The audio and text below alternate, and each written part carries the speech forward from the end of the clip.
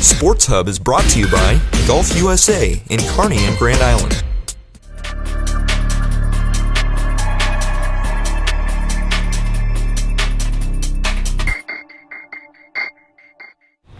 Alright, we're back for another installment of Sports Hub Video. We're here in the Health and Sports Center alongside UNK head athletic trainer Bill Murphy, and today we are going to talk about the issue of concussions and what UNK does to help better recognize these symptoms in their athletes.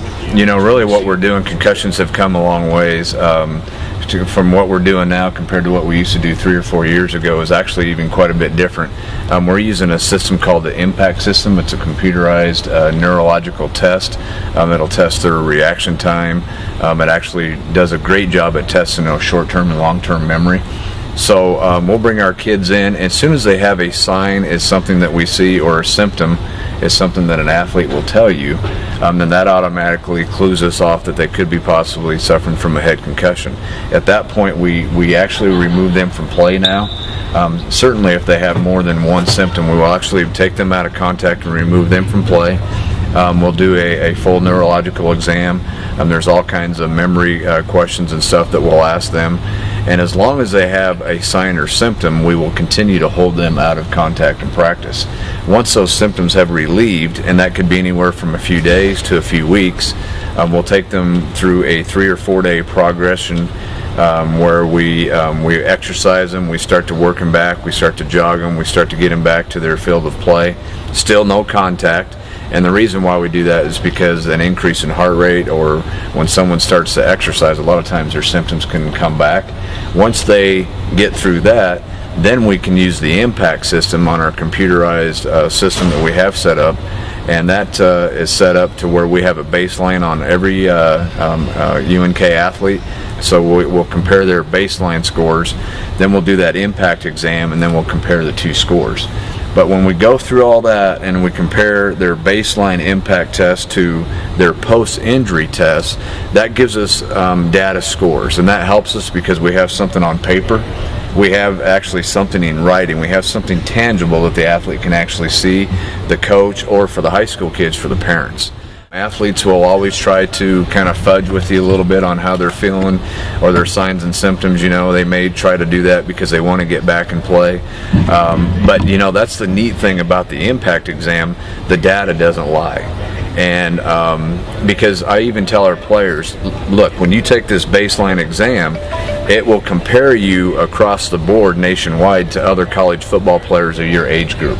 So let's say they go in and they think they're going to outsmart us and they're going to fudge the exam a little bit so they can get low scores.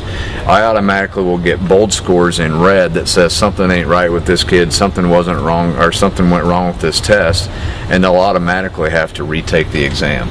So they really can't cheat the numbers because there's a normative value, and if they fall below that, either they didn't try to do their best, or they're tired, or they're not feeling well, or maybe they had a migraine, or they tried to fudge the exam. So being able to put data and numbers to it's really helped us out a lot. It's really nice for the high school athletic trainers when you're dealing with parents, because parents don't quite understand, okay, well, he has a headache, but can he play anyways? And when a sports medicine professional tells them no, they don't like to hear that. But if you show them their numbers pre and you show them their numbers after, they get that and they understand that. So that kind of helps us. So really what we're doing is we're using signs and symptoms.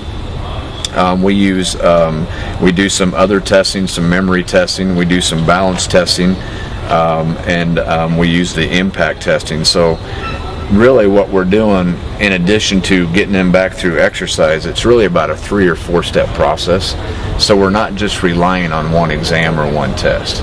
So we're taking a combination of 3 or 4 different tests, and we're bringing all this information in together, and then from all that data collected, and the things that the athletes tell us, the things that we documented, and everything that we're seeing, and in addition to what the athlete says or what the coach says, we bring all that data together, and then with the impact exam, I feel like we're making better decisions on return to play.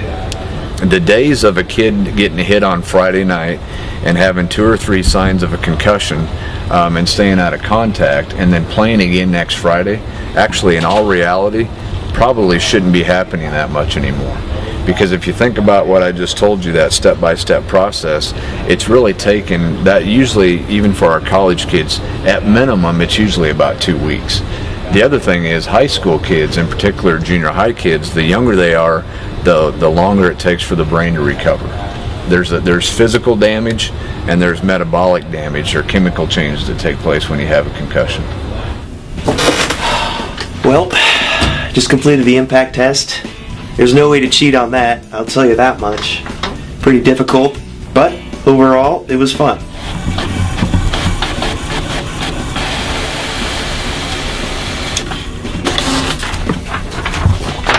This proves that I took and completed the impact test. Now let's hope I don't get a concussion and have to take it again because I don't play football. Golf USA is your one-stop golf shop in Kearney and Grand Island, specializing in golf supplies, full repair services, and custom club fittings to meet the needs of golfers young and old. Golf USA, your internationally known, locally owned golf store in Kearney and Grand Island.